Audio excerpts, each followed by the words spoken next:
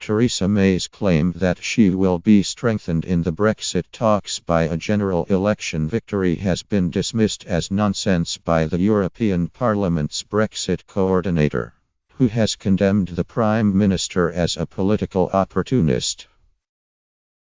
In an outspoken attack, Guy Verhofstadt suggests the Prime Minister was motivated by party political considerations rather than the national interest in calling a poll for 8 June. Writing in The Observer, the former Belgian Prime Minister, who will play a key role in the coming Brexit negotiations, describes the election announced by May on Tuesday as an attempted power grab by the Conservative Party, who wish to take advantage of a Labour Party seemingly in disarray to secure another 5 years of power, before the reality of Brexit bites.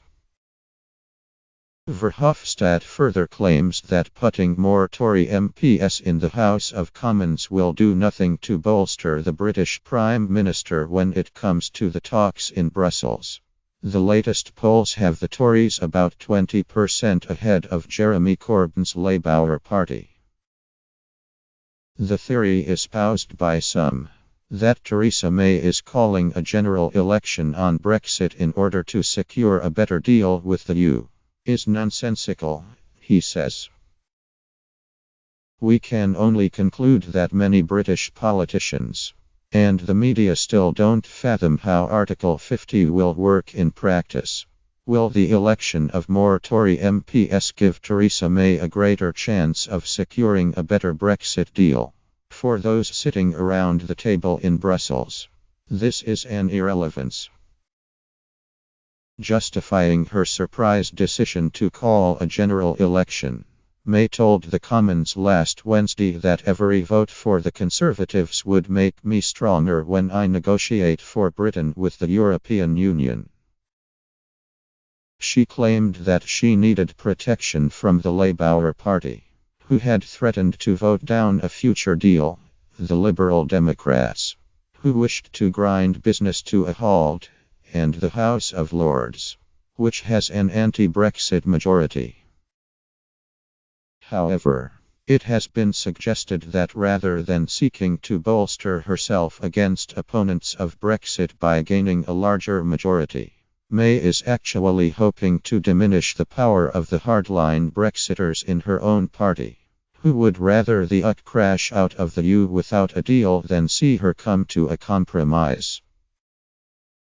Describing the latest developments in British politics as surreal, Verhofstadt writes, "Many in Brussels remain concerned that the chances of a deal are being eroded by the British Prime Minister's tough negotiating red lines, and her lack of political room for manoeuvre domestically.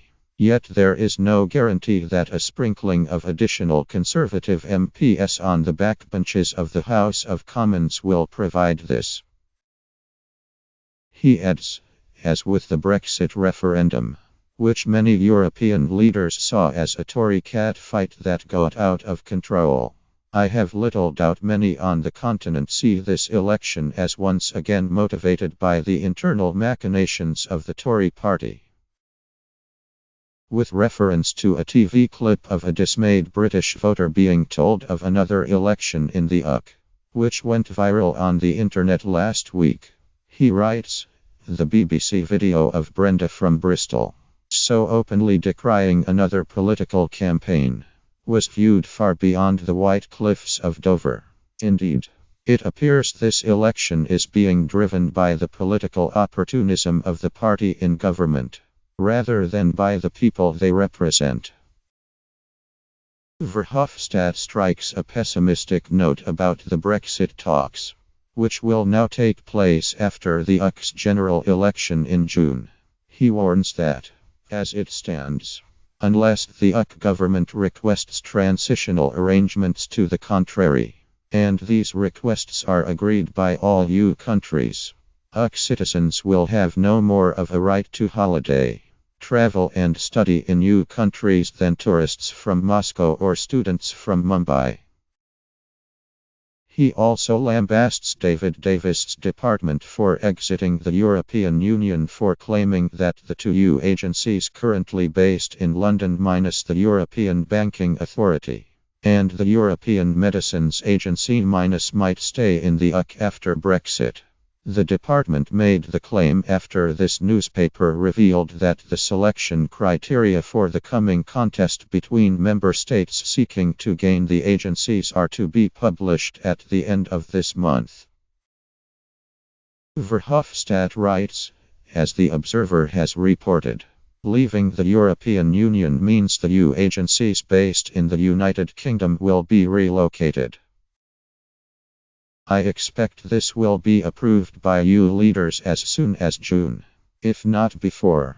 Contrary to the obscure claims by UK government officials, the use, crown jewels, of the European Banking Authority and the European Medicines Agency will not remain in a post-Brexit Britain, paid for by EU countries.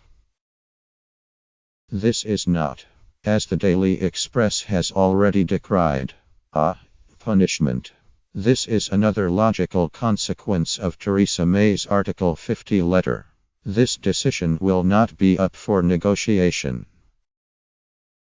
The President of the European Commission, Jean-Claude Juncker, will be meeting May in Downing Street on Wednesday to discuss the process for the 2 years of negotiations allowed under Article 50 of the Lisbon Treaty.